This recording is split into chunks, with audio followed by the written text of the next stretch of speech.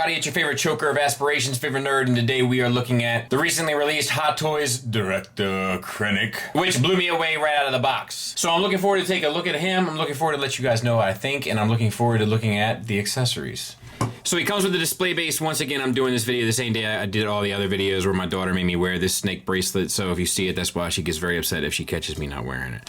So, it has this base. It has these pieces. We'll talk about them all, but one thing I want to talk about, I don't have the Death Trooper Hot Toys. I don't do Troopers, but if you do, can you let me know if the base looks like this? Because I looked at the other Rogue One bases, and they don't seem to look like this. Like the Jin and the Chirrut, K2SO, they don't seem to look like this. So it would be weird to me if in the line of Rogue One Hot Toys they like changed the base design, because it would be unfortunate if you like loved Rogue One and you only wanted to do Rogue One Hot Toys, so you get them all and one of the bases is off.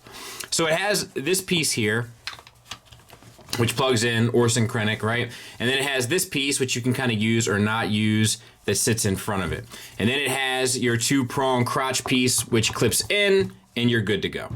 He also comes with hands, which I'm sure comes as no surprise. He has kind of supporting and holding hands. We have a trigger finger hand here. This is like a thumbs up hand, or, you know, supporting hand. We have supporting hands here, a fist hand, and then the kind of clenched hand. And they're all decoed the same, which is just this like black leather glove look.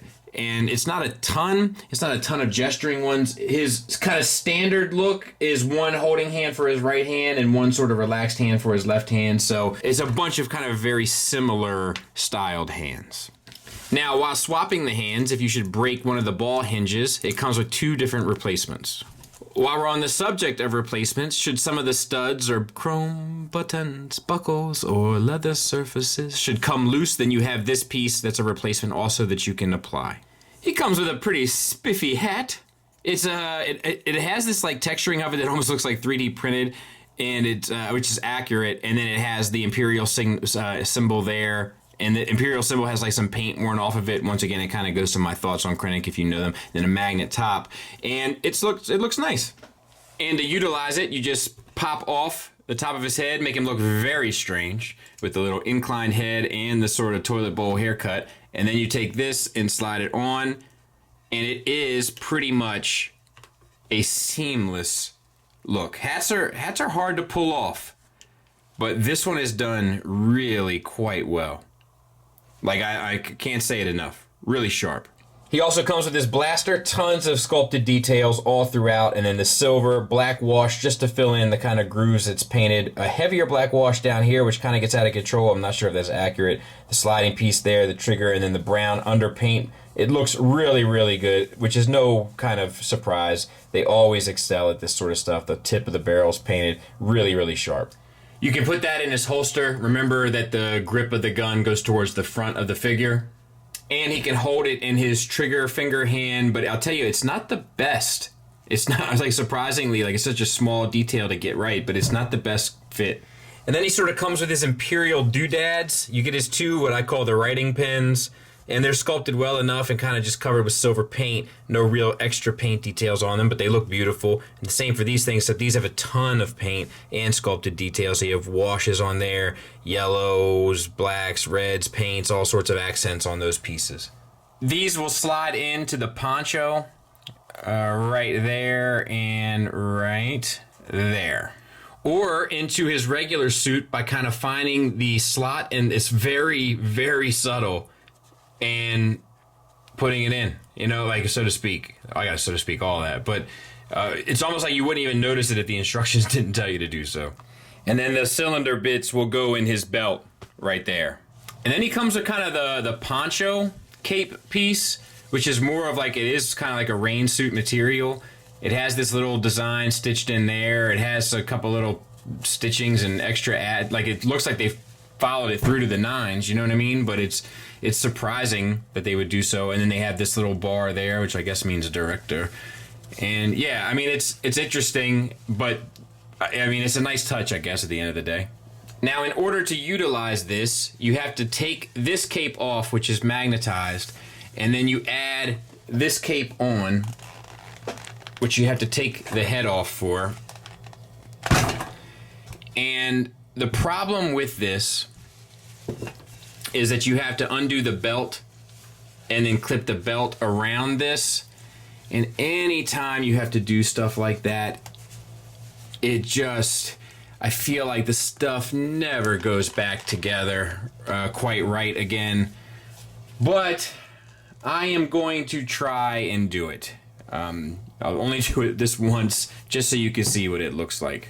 Likeness wise, like, I just feel like it's spot on. The proportions of the face, the expression, I mean, even the size of them big old ears, Mac, like, it's just dead to rights. Like, I feel like they really nailed the likeness here. Even like the shape of the eyes and the eyelids and the way that they flap over those, like, they just got it. They just really, really got it here.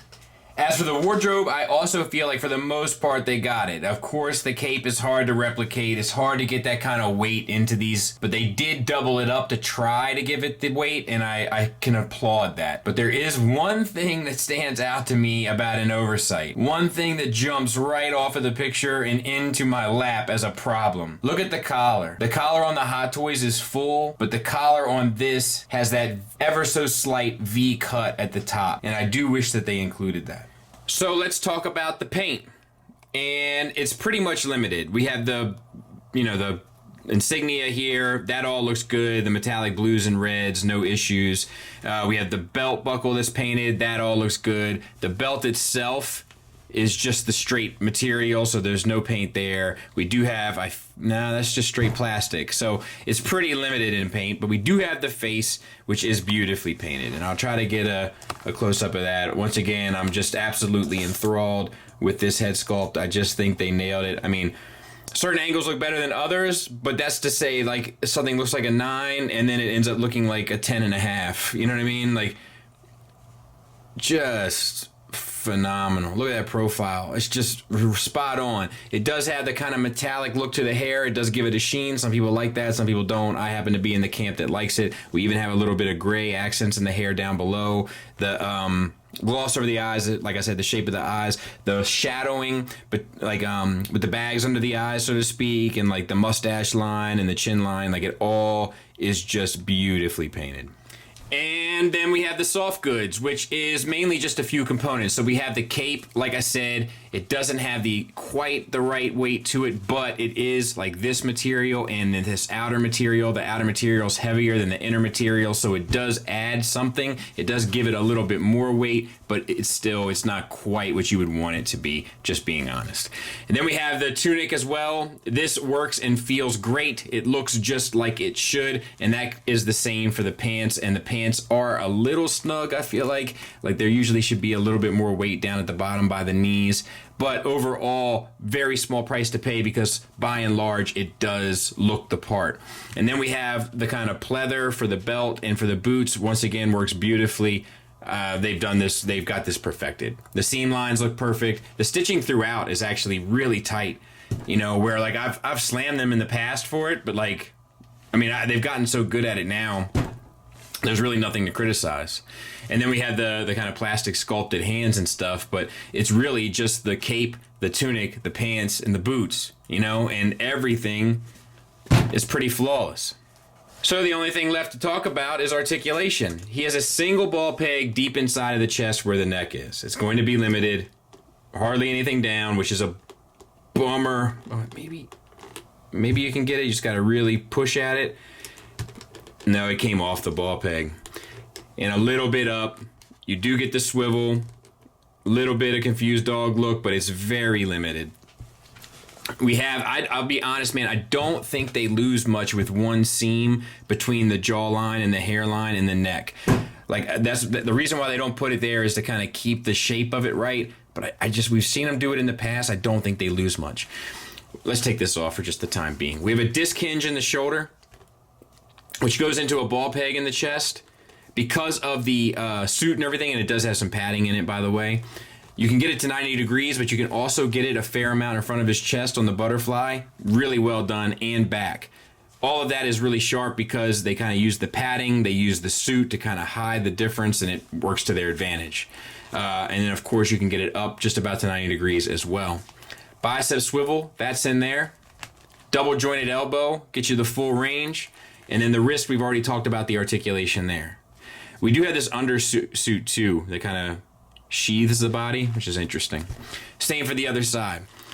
I think it's a double ball peg from the chest into the abdomen and a single from the abdomen into the pelvis. That's what it feels like to me. Using it both, you can get them back and forward a good bit.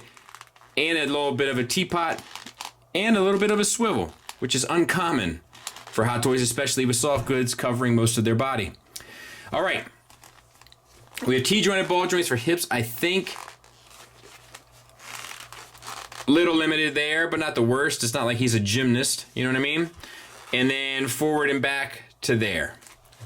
And then we have a thigh swivel, ratcheted, soft ratcheted, double jointed knee. No issues there. I'm guessing it's a double ball peg. Yeah, it feels like it. And the ankle, which gets you an ankle tilt up, an ankle tilt down, and a rocker that's really well done. So all in all, I mean, with the exception of the neck, which is a bummer because I feel like he is a character that wants to look down at you even though he knows he's not suited to do so. So that is a bummer, but otherwise, pretty well done. Size comparison wise, that's where I'm going to have him right here in this Detolf with Tarkin. Looks good together. So we'll start with the negatives, and basically my biggest negative is that he can't look down a whole lot. Like that classic picture of him holding the gun, which we're going to show next, has him looking down, you know, and you really can't pull that off great here, which is a bummer. The cut in the tunic, that is something that I wish they would have captured, and also I wish he would hold the gun just slightly better. It's so close, but it's not quite right. Lastly, as you'll see in the next bit of footage, he can pull off the holding fist hand, but that scene is iconic with him also holding the pistol, but he can't hold the pistol and hold the hand. He has to hold the fist hand because there's not two trigger finger hands. That's kind of obnoxious. And outside of that, I don't really have anything, man. Like it's pretty well done. You know, like it's not something that really leaves me wanting for a whole lot.